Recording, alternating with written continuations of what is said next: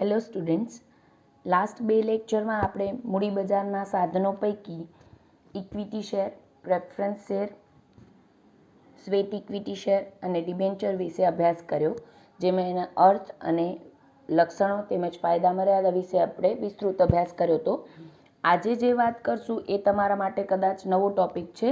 નવા નાણાકીય સાધનો જે અત્યારના માર્કેટમાં પ્રવર્તે છે, જે પહેલાં નહોતા, અને ઇક્વિટી શેર, પ્રેફરન્સ શેર જેવા સાધનોથી કદાચ તમે પરિચિત છો, પણ આ તમારા માટે પણ નવા નાણાકીય સાધનો કહી શકાય. એક વાત કરીએ નવા નાણાકીય સાધનોમાં, ભારતીય કંપનીઓ નીચેના સાધનો દ્વારા વિદેશ બજારમાં પ્રવેશ કરી શકે છે. જ્યારે વૈશ્વિક માર્કેટમાં, એટલે ખાલી ભારતના લોકો રોકાણકારો ત્યાં આવે એમ નહીં, પણ વિશ્વના રોકાણકારો પ્રવેશે એના માટે જે નાણાકીય સાધનો બહાર પાડવામાં આવે છે કંપની દ્વારા, ભારતીય કંપનીઓ દ્વારા, એને આપણે નવા નાણાકીય સાધનો આ 4 છે. પહેલું છે વૈશ્વિક થાપણ રસીદો, એટલે કે GDR, જેને શોર્ટ ફોર્મમાં જ બોલાતું હોય છે GDR, ગ્લોબલ ડિપોઝિટરી રિસિપ્ટ. બીજું છે અમેરિકન થાપણ રસીદો, ADR, અમેરિકન ડિપોઝિટરી રિસિપ્ટ. અને GDR અને ADRના નામથી ઓળખવામાં આવે છે. ત્રીજું છે વિદેશી ચલણ રૂપાંતરક્ષમ બોન્ડ્સ, એટલે ફોરેન કરન્સી કન્વર્ટિબલ બોન્ડ્સ. અને ચોથું છે યુરો રૂપાંતરક્ષમ બોન્ડ્સ, એટલે કે યુરો કન્વર્ટિબલ બોન્ડ્સ. આ 4 નવા નાણાકીય સાધનો પૈકી આપણે પહેલું સ્ટાર્ટ કરીએ છીએ GDR, global depository receipt. GDR ટૂંકા નામે જ આપણે બોલશું. GDR શું હોય છે તો કે યુરોપના માર્કેટમાં, ભારતીય કંપનીઓ યુરોપના માર્કેટમાંથી નાણાં મેળવવા હોય, ત્યાંના રોકાણકારોને આકર્ષવા હોય તો એ લોકો શું કરતા હોય છે, GDR બહાર પાડતા હોય છે, જેથી ત્યાંના રોકાણકારો એ અહીંયા રોકાણ કરી શકે.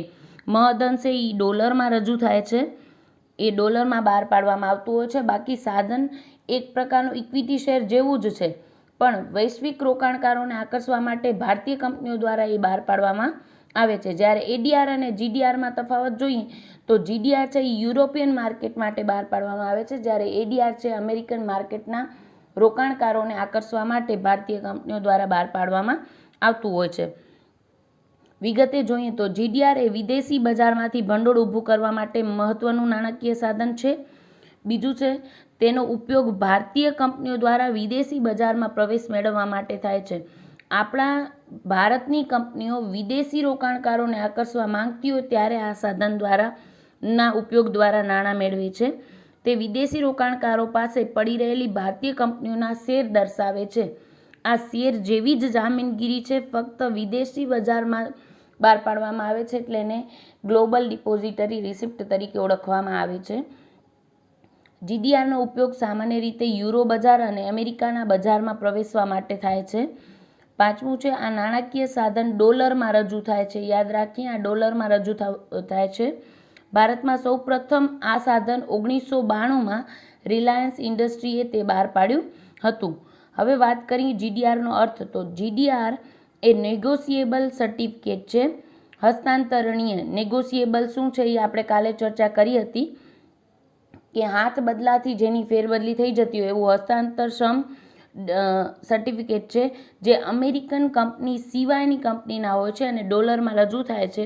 તેનો વેપાર જાહેરમાં સ્થાનિક ચલણમાં ઇક્વિટી શેર તરીકે થાય છે.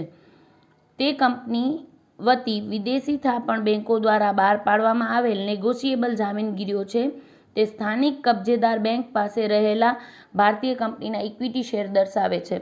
આગળ કેટલા પક્ષકારો સંકળાયેલા છે એની વાત તો કરશું જ, પણ છતાં અહીંયા માટે એ જરૂરી છે એટલે કહું તો આમાં 4 પક્ષકારો મુખ્યત્વે હોય. એક તો આપણી ભારતની કંપની, અહીંયા ભારતની સ્થાનિક બેંક જેને કબજેદાર બેંક શબ્દ વાપરવામાં આવશે, વિદેશી બેંક અને વિદેશી રોકાણકાર. 4 પક્ષકાર મુખ્યત્વે સંકળાયેલા હશે. આમ ભારતમાં કોઈ પણ જામીનગીરી બહાર પાડવામાં આવે તો શું હોય, કંપની હોય અને બીજો પક્ષકાર કોણ હોય, રોકાણકાર હોય. પણ અહીંયા વિદેશ માર્કેટમાં રોકાણકારને આપણે ભારતની કંપનીમાં રોકાણ કરવા આકર્ષીએ છીએ, એટલે અહીંયા બંને દેશોની બેંક પણ પક્ષકાર તરીકે જોડાયેલ હશે. ક્લિયર? તો અહીંયા જે ભારતીય કંપની વતી વિદેશી થાપણદાર બેંક દ્વારા બહાર પાડવામાં આવેલ નેગોશિયેબલ જામીનગીરી છે, તે સ્થાનિક કબજેદાર બેંક પાસે રહેલ ભારતીય કંપનીના ઇક્વિટી શેર દર્શાવે છે. બીજું છે વૈશ્વિક થાપણ રસીદોને સીધું વિદેશી રોકાણ ગણવામાં આવે છે, એફડીઆઈ જેને આપણે કહીએ છીએ. એફડીઆઈના નીતિ હેઠળ જીડીઆરને ગણવામાં આવે છે. ત્રીજું છે વૈશ્વિક થાપણ રસીદો સ્થાનિક કબજેદાર બેંક કે જેની પાસે એક અથવા વધુ શેરો અને બોન્ડ હોય તેના માટે બહાર પાડી શકાય છે. અહીંયાની જે બેંક છે એના દ્વારા બહાર પાડી શકાય છે. વૈશ્વિક થાપણ રસીદો દ્વારા ભારતીય કંપનીઓ વૈશ્વિક ઇક્વિટી બજારમાં પ્રવેશી શકે છે. ભારતમાંથી તો નાણાં મેળવે જ છે, પણ કોઈક મોટી કંપનીઓ જેને વિદેશી રોકાણકારોને પણ આકર્ષવા હોય ત્યારે એ લોકો શું કરે છે, જીડીઆર બહાર પાડીને ત્યાંના રોકાણકારો પાસેથી નાણાં મેળવી શકે છે. તે રોકાણકારો માટે ભાવ તફાવતનો લાભ મેળવવાની તકો પૂરી પાડે છે. જેમ ઇક્વિટી શેર છે એમ શેર જેવી જ જામીનગીરી છે, એટલે ભાવ તફાવતનો લાભ દ્વારા જે રોકાણકારો લાભ મેળવવા માંગતા હોય, સટ્ટાનું તત્વ પણ આમાં આવી જતું હોય છે, પણ ભાવ તફાવતના લાભ દ્વારા વધુ લાભ અથવા વધુ કમાવાની તક રોકાણકારોને પૂરી પાડતા હોય છે. તેનું વેચાણ સૌપ્રથમ ઔદ્યોગિક રોકાણકારને થાય છે અને વૈશ્વિક થાપણ રસીદોના રોકાણકારો વિશ્વાસુ અને ભોગ આપનાર હોય છે. વિશ્વાસુ હોય તો જ એ બીજા દેશની કંપનીમાં રોકાણ કરશે. ક્લિયર? હવે વાત કરીએ સંકળાયેલા પક્ષકારો. તો મેં તમને હમણાં વાત કરી એ પ્રમાણે 4 પક્ષકારો આમાં સંકળાયેલા હશે. એક ભારતની કંપની અને સ્થાનિક કબજેદાર બેંક એટલે કે ભારતની બેંક, બીજું વિદેશી રોકાણકાર અને વિદેશી થાપણદાર બેંક. હવે બહાર પાડવાની પ્રક્રિયા શું છે? તો પહેલે ભારતીય કંપનીઓ શું કરશે? સ્થાનિક કબજેદાર બેંકને શેર આપે છે. પહેલે ભારતીય કંપની કોને શેર આપે છે? ભારતની સ્થાનિક કબજેદાર બેંકને શેર આપે છે. ત્યાર પછી સ્થાનિક કબજેદાર બેંક છે એ વિદેશી થાપણદાર બેંકને રોકાણકારને થાપણ રસીદ આપવાની સૂચના સાથે આપે છે. પહેલે ભારતીય કંપની ભારતની બેંકને આપશે, પછી એને એ શેર કોને આપશે? ભારતીય કબજેદાર બેંક હશે એ વિદેશી થાપણદાર બેંકને આ શેર આપે છે અને રોકાણકારને આપવા માટે. અને સૂચના મળ્યા પછી વિદેશી થાપણ રસીદો એટલે કે જીડીઆર વિદેશી થાપણ બેંકો કોને આપી દે છે? રોકાણકારને આપી દે છે. એટલે કે ભારતીય કંપની ભારતીય બેંકને આપશે, ભારતીય બેંક વિદેશી બેંકને આપશે અને એ પછી રોકાણકારને જ્યારે સૂચના મળે ત્યારે એ રોકાણકારને આપશે. વૈશ્વિક થાપણ રસીદો ત્યાર પછી સામાન્ય બેન્કિંગ ચેનલ દ્વારા ભારત પાછી આવે છે. ક્લિયર? હવે વાત કરીએ ઉપયોગ નહીં કરવા અંગે શું નિયંત્રણો છે. ઉપયોગ ન કરવા અંગે કયા નિયંત્રણો છે? તો વૈશ્વિક થાપણ રસીદો દ્વારા ઊભા કરેલા ભંડોળનો ઉપયોગ કંપનીઓ સ્વતંત્ર રીતે ઉપયોગ કરી શકે છે, પરંતુ તેઓ તેનો ઉપયોગ શેર બજારમાં અથવા સ્થિર મિલકતોના બજારમાં રોકાણ કરવા માટે કરી શકે નહીં. એ નાણાં ભંડોળ ઊભું કરીને વેપાર કરવા માટે કંપનીને જે રૂપિયા જોઈતા હોય ત્યાં જ વાપરી શકે છે, બીજે ક્યાંય એનો ઉપયોગ કરી શકાય નહીં. આ અંગે સેબીની ગાઈડલાઈન જોઈએ તો વૈશ્વિક થાપણ રસીદો બહાર પાડનારે ભારત સરકારના નાણાં મંત્રાલયના આર્થિક બાબતોને લગતા વિભાગ પાસે પહેલે મંજૂરી મેળવવાની રહેશે. સેબીની ગાઈડલાઈન જો ફૂલફિલ કરવામાં ના આવે તો આ સાધન કંપની બહાર પાડવાની મંજૂરી મળે નહીં. એટલે નાણાં મંત્રાલયના આર્થિક બાબતોને લગતો જે વિભાગ છે એના પાસેથી મંજૂરી લેવી પડશે. બીજું, ભારતના શેરબજારમાં પ્રવેશવા ઉપર પ્રતિબંધ ન હોય તેવા શેર બહાર પાડનાર જ વૈશ્વિક થાપણ રસીદો બહાર પાડી શકે છે. જો આ અંગે પ્રતિબંધ ન હોય તો જ જીડીઆર બહાર પાડી શકે છે. શેરબજાર દ્વારા પ્રતિબંધ લાદવામાં આવ્યો હોય તો બહાર પાડી શકાય નહીં. ભારતના બજારમાં રોકાણ કરવા ઉપર પ્રતિબંધ હોય તેવાને શેર બહાર પાડનાર શેર ફાળવી શકાશે નહીં. જો રોકાણ ઉપર પ્રતિબંધ લાદવામાં આવ્યો હોય તો પછી આપણે કોઈ પણ એવા રોકાણકારને આપણે શેર ફાળવી શકશું નહીં. શેરબજાર બહાર પાડવાની નોંધણી ભારતીય શેરબજારમાં થયેલી હોવી જોઈએ અને વૈશ્વિક થાપણ રસીદોની નોંધણી વિદેશી શેરબજારમાં થયેલી હોવી જોઈએ. જેમ આપણે ભારતમાં આપણે આગળ વાત કરી હતી એમ શેરબજારમાં આપણા જામીનગીરીઓના સોદા થાય એના માટે આપણે શેરબજારમાં નોંધણી કરાવવી પડે, એમ જો જીડીઆર બહાર પાડવામાં આવે તો વૈશ્વિક શેરબજારમાં એની નોંધણી કરાવવી પડે. જે દેશમાં બહાર પાડીએ છીએ ભારતમાં તો એ શેર નોંધાયેલા જ હશે કારણ કે ભારતીય કંપની છે, પણ જે દેશમાં એ રોકાણકાર છે ત્યાં પણ આ જામીનગીરીની નોંધણી કરાવેલી હોવી જોઈએ.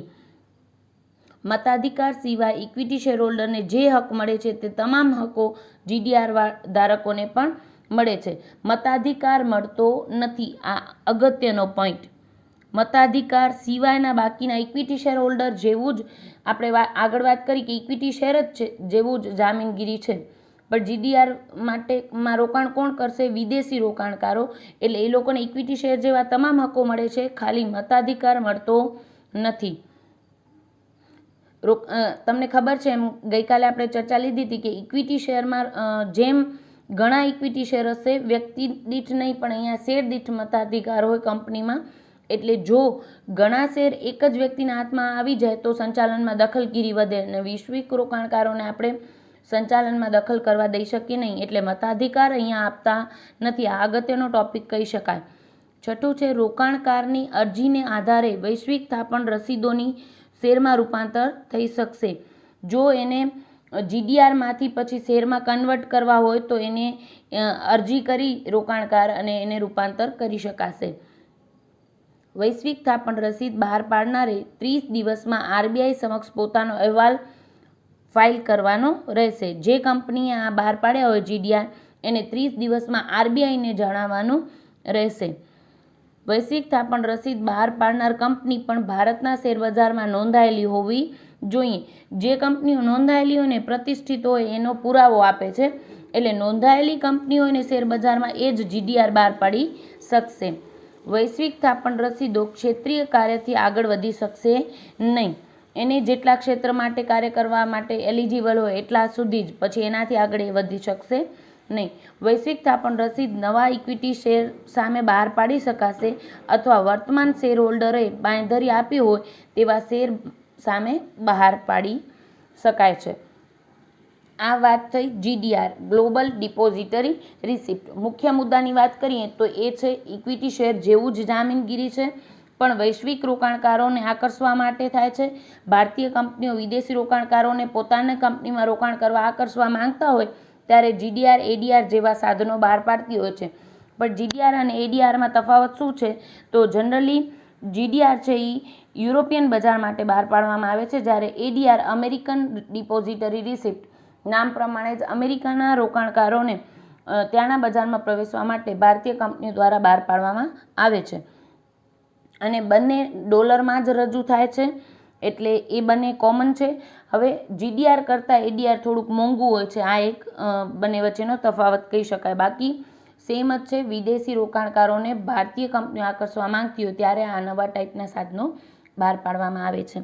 હવે વાત કરી ADR, American depository receipt. American થાપણ રસીદો એ વૈશ્વિક થાપણ રસીદની સમાન જ છે, GDR જેવું જ છે. પરંતુ મુખ્ય તફાવત એ છે કે વૈશ્વિક થાપણ રસીદો યુરોપિયન બજારમાં પ્રવેશ મેળવવા માટે બહાર પાડવામાં આવે છે, જ્યારે અમેરિકન થાપણ રસીદો અમેરિકાના બજારમાં પ્રવેશવા માટે બહાર પાડવામાં આવે છે. ADRની નોંધણી ન્યૂયોર્ક શેરબજારમાં થાય છે, ન્યૂયોર્કના શેરબજારમાં થાય છે, જ્યારે અમેરિકન થાપણ રસીદો એ GDR કરતાં થોડીક મોંઘી હોય છે, જેમ ચર્ચા આપણે હમણાં કરી. જે કંપનીઓએ અમેરિકન થાપણ રસીદો બહાર પાડવી હોય તેને SEC આ સંસ્થા મહત્વની શેરબજાર માટે એ યાદ રાખજો. સિક્યુરિટી એક્સચેન્જ કમિશન કે જે અમેરિકાના શેરબજારનું નિયમન કરે છે તેની ગાઈડલાઇનનું પાલન કરવું પડશે. જેમ આપણે એમ કહીએ છીએ ભારતમાં કોઈ કંપની હોય તો ભારતીય શેરબજારમાં મહત્વના NSE ને BSE આપણે ભણ્યા હતા એનામાં નોંધાયેલું હોવું જોઈએ. સેમ વે આને જો કોઈ પણ ભારતીય કંપનીએ ADR બહાર પાડવું હોય તો SEC એટલે કે સિક્યુરિટી એક્સચેન્જ કમિશન કે જે અમેરિકાના શેરબજારનું નિયમન કરે છે, આખા શેરબજારનું જે અંકુશકાર તરીકે છે એની ગાઈડલાઇનનું પાલન કરવું પડશે. જેમ આપણે ભારતીય કંપનીઓ સેબીનું ગાઈડલાઇનનું પાલન કરવું પડે એમ જેને ADR બહાર પાડવું હોય એને SECની ગાઈડલાઇનનું પાલન કરવું પડશે. આ કંપનીઓએ તેના હિસાબો અમેરિકાના GAAP જનરલ એકાઉન્ટિંગ એસેપ્ટેડ પ્રિન્સિપલ ધોરણ મુજબ તૈયાર કરવાના રહેશે. હવે જનરલી એસેપ્ટેડ એકાઉન્ટિંગ પ્રિન્સિપલ છે ને એ અત્યારનો નવો ખ્યાલ છે. એકાઉન્ટ એ રીતે પ્રિપેર કરો કે જેથી વૈશ્વિક લેવલના, કારણ કે ઘણી બધી વાર એવું બને કે ભારતની બે કંપનીઓ પણ અલગ અલગ રીતે હિસાબો બનાવતી હોય તો સરખામણી થઈ શકે નહીં. તો આ જનરલી એસેપ્ટેડ એકાઉન્ટિંગ પ્રિન્સિપલ દ્વારા જો બનાવવામાં આવ્યા હશે તો વૈશ્વિક લેવલે સેમ ધોરણમાં હિસાબો રજૂ થાય, જેથી એને જે માહિતી જોઈતી હોય એ મુજબ મેળવી શકાય. તો એ ધોરણો બહાર પાડવામાં આવે છે, એ મુજબ જ હિસાબો તૈયાર કરવાના રહેશે જે ભારતીય કંપનીએ ADR બહાર પાડવા હશે એમને. અમેરિકન થાપણ રસીદ બહાર પાડનારે ભારત સરકારના નાણાં મંત્રાલયના આર્થિક બાબતના વિભાગની પૂર્વ મંજૂરી લેવાની રહેશે. એ તો આપણે જીડીઆરમાં પણ વાત કરી, ક્લિયર. એને પહેલે ભારત સરકારના નાણાં મંત્રાલયના આર્થિક બાબતોનો જે વિભાગ છે એની પહેલે પૂર્વ મંજૂરી લેવી પડશે, પછી જ એ જીડીઆર કે એડીઆર બહાર પાડી શકે છે કોઈ પણ ભારતીય કંપની. એડીઆરનો અર્થ જોઈએ તો અમેરિકન થાપણ રસીદ હોય એ નેગોશિયેબલ સર્ટિફિકેટ છે જે અમેરિકન સિવાયની કંપની દ્વારા બહાર પાડવામાં આવે છે. હવે ઘણા કહેશે મેમ અમેરિકન થાપણ રસીદ છે તો અમેરિકન સિવાયની કંપની દ્વારા કેમ બહાર પાડવામાં આવે છે? તો અમેરિકાના રોકાણકારો એમાં રોકશે, પણ કંપની તો બહારની જ છે, અમેરિકા સિવાયની કંપની દ્વારા એ બહાર પાડવામાં આવે છે અને અમેરિકાના રોકાણકારો એમાં રોકાણ કરે છે અને તે ડોલરમાં રજૂ થાય છે. તેનો વેપાર સ્થાનિક ચલણમાં ઇક્વિટી શેર જેમ જામીનગીરી તરીકે થઈ શકે છે.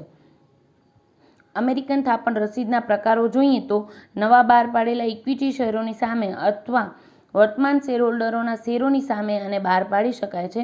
આ સિવાય તેના નીચેના 3 પ્રકારો છે. પહેલું, અમેરિકન થાપણ રસીદો કે જે શેરબજારમાં નોંધાયેલ નથી તેનો વેપાર માત્ર ઓવર ધ કાઉન્ટર બજારમાં થાય છે. જેમ આપણે ભારતીય કંપનીઓમાં જેમ હોય છે એવી રીતે જેની જામીનગીરી નોંધાયેલી છે એનો વેપાર ક્યાં થશે? શેરબજારમાં. અને જેની જામીનગીરીઓ નોંધાયેલી નથી શેરબજારમાં એનો વેપાર એ શેરની લેવડ દેવડ કે ખરીદ વેચાણ ક્યાં થશે? ઓવર ધ કાઉન્ટર બજારમાં, ઓટીસી માર્કેટમાં થશે. એમ અહીંયા પણ જો શેરબજારમાં નોંધાયેલ ન હોય તો એનો વેપાર ઓવર ધ કાઉન્ટર બજારમાં થશે. આ અમેરિકન થાપણ રસીદોની શેરબજારમાં નોંધણી થઈ હોય છે. બીજી કક્ષાના હોય છે એ નોંધાયેલા હોય છે શેરબજારમાં. પહેલી કક્ષાના હોય એ નોંધાયેલા ન હોય તો ઓવર ધ કાઉન્ટર બજારમાં. જો શેરબજારમાં નોંધાયેલા હોય તો શેરબજારમાં એનું ખરીદ વેચાણ થશે. ત્રીજી કક્ષાના હોય છે એમાં એડીઆરની શેરબજારમાં નોંધણી થઈ હોય છે અને તે મૂડી ઊભી કરવાના વ્યવહારો ગણાતા હોય છે. હવે વાત કરીએ નિયંત્રણનું માળખું. અમેરિકન થાપણ રસીદોનું નિયમન કઈ રીતે થાય છે? પેલું છે કંપની ધારાની જોગવાઈઓ. આ પ્રકારની રસીદો બહાર પાડનાર કંપની ધારાની વિજ્ઞાપનપત્ર, નોંધણી વગેરેની જોગવાઈનું પાલન કરવું પડે છે. જેમ ભારતીય શેરબજારમાં ઇક્વિટી શેર બહાર પાડે ત્યારે વિજ્ઞાપનપત્ર બહાર પાડવું, સમયાંતરે જે ડોક્યુમેન્ટ્સ નોંધાવાના હોય રજિસ્ટ્રાર પાસે એ નોંધણી, તેમજ શેરબજારમાં જામીનગીરીની નોંધણીની જે જોગવાઈઓ ભારતીય કંપનીઓને લાગુ પડે છે ઇક્વિટી શેર બહાર પાડવા માટે, એ જ બધી જોગવાઈઓ કંપની ધારાની કોને લાગુ પડશે? જેને એડીઆર બહાર પાડવી છે એના માટે. નોંધણીનો કરાર. યોગ્યતા માટે ગાઈડલાઈન મુજબ અમેરિકન થાપણ રસીદો બહાર પાડનારની નોંધણી શેરબજારમાં થયેલી હોવી જોઈએ. શેરબજાર અને રસીદો બહાર પાડનાર વચ્ચે નોંધણીનો કરાર થયેલો હોવો જોઈએ. જનરલી નોંધાયેલ હોય એ જ કંપનીના શેરોનું ખરીદ વેચાણ સરળતાથી થાય. નોંધણી કમ્પલસરી નથી, ફરજિયાત નથી, પણ હિતાવહ છે. કારણ કે કોઈપણ કંપનીના શેરબજારમાં શેરોનું ખરીદ વેચાણ મુક્ત રીતે થાય તો પ્રવાહિતા જળવાય તો એમાં રોકાણકારો રોકાણ કરવા માટે આકર્ષાય છે. એટલા માટે સેબીની ગાઈડલાઈન. ભારતના જામીનગીરી બજારમાં પ્રવેશવા અંગે જેમના ઉપર પ્રતિબંધ ન હોય તેઓ જ અમેરિકન થાપણ રસીદો બહાર પાડી શકે છે. જેને ભારતના શેરબજારમાં પણ પ્રતિબંધ છે એવા લોકો વૈશ્વિક માર્કેટમાં પ્રવેશી શકે નહીં. બીજું છે જેમની ઉપર ભારતના બજારોમાં રોકાણ કરવાની મનાઈ હોય તેઓને ભરણું બહાર પાડનાર શેર ફાળવી શકાય નહીં. જે રોકાણકારને ભારતમાં બજાર પ્રવેશ માટે મનાઈ હોય એ રોકાણકારોને પણ આપણે શેર ફાળવી શકીએ નહીં.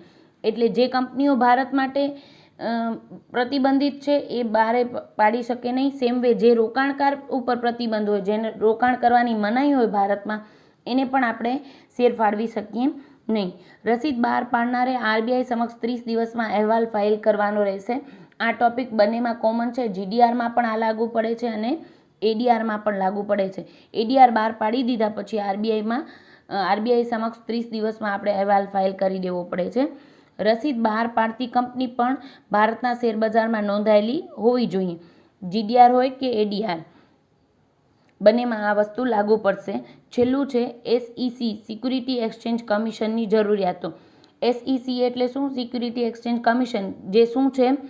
જનરલી એ અમેરિકાના શેરબજારનું નિયમન કરે છે. એટલે કે જેમ અહીંયા આપણે સેબી છે એમ ત્યાં શું છે? એસઈસી છે.